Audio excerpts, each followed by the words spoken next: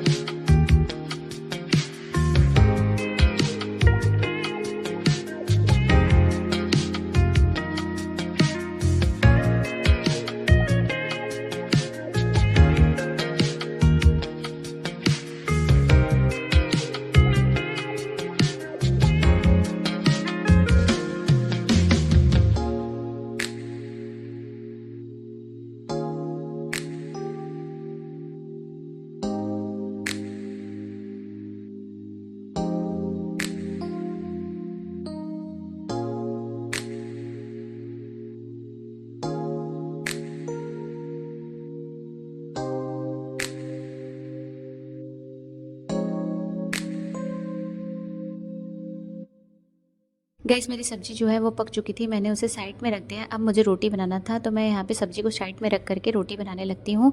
रोटी मुझे थोड़ी जल्दी-जल्दी बनानी थी क्योंकि मेरे पतिदेव का टाइम भी हो गया था जाने के लिए। वो बोल रहे थे कि जल्दी से बना दो, लेकिन वीडियो बनाते रहो और काम करते रहो तो थोड़ा-सा लेट हो ही जाता है। तो मैं यहाँ पे थोड़ी जल्दी-जल्दी रोटी बना रही थी। बाबू भी उठ गया था और उसको दूध भी देना था, तो इस वजह से थोड़ी-सी और जल्दी करती। गाइस, रोटी बनाते टाइम इतनी गर्मी होती है, बिल्कुल ऐसा लगता है कि हम लोग नहा ही लिए हैं दोबारा से। बहुत पसीना होता है रोटी बनाते टाइम। तो यहाँ पे मैं थोड़ी जल्दी-जल्दी करके रोटी बना रही थी। फिर उसके बाद इनका लंच पैक करना था। तो यहाँ पे मेरा रोटी बन रहा है।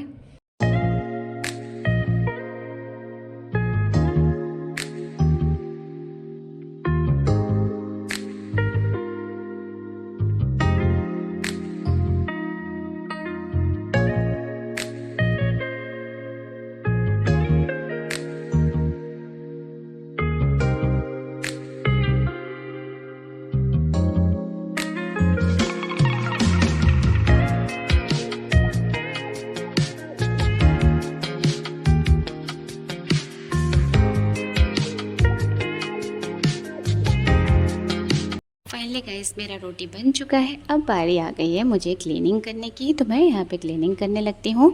सबसे पहले मैं स्लैब को क्लीन करती हूँ अच्छे से, फिर उसके बाद मैं गैस को क्लीन करूँगी। तो यहाँ पे मेरा स्लैब थोड़ा अच्छे से, एक बार का मैंने इसे पहले ही क्लीन कर लिया था, फिर मैं दोबारा से इस पर साफ़ पानी से क्लीन कर रही थी। फिर उसके बाद मैं गैस को भी क्लीन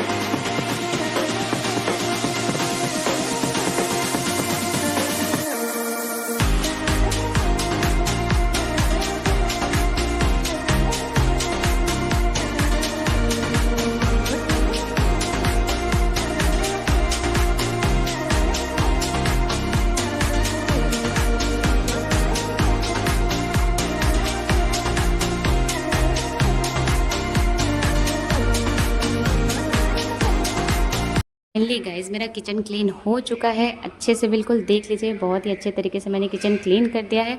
अब बारी आई है बर्तन धुलने की। तो यहाँ पे बहुत सारे बर्तन सिंक में भर चुके हैं, बर्तन इतने ज़्यादा भर चुके हैं कि मुझे बिल्कुल चक्कर आ रहा है देख करके। फिर मुझे बर्तन क्लीन करने में थोड़ी टाइम तो लगी जाएगी, तो मैं यहाँ पर बर्तन क्लीन करना स्टार्ट कर देती हूँ। फटाफट एक एक करके सारे बर्तन को मैं क्लीन कर